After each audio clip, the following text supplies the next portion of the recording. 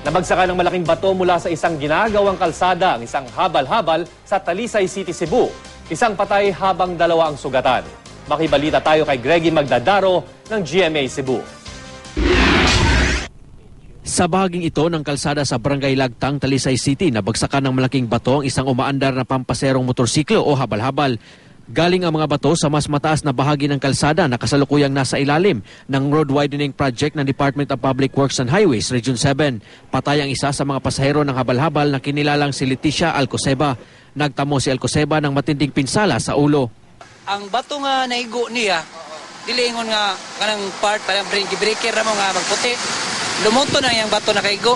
Sugatan naman ang dalawa pang sakay ng motor na sina Jovi Laborada at Jason Ahmad.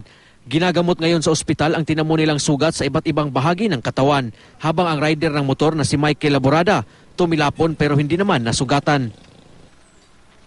Hindi pa nagbibigay ng opisyal na pahayag ang DPWH kaugnay sa nangyari. Wala ring pahayag ang kontraktor ng proyekto na QM Builders pero sinasagot na raw nila ang gastos ng mga biktima. Ayon naman sa lokal na pamahalaan, may nagbabantay na tanod sa naturang proyekto pero hindi raw buong araw ang duty nila. May warning at safety signage naman daw ang lugar. Inaalam pa sa ngayon kung anong pananagutan ng kontraktor. Greggy Magdadaro, Nagbabalita, Pilipinas.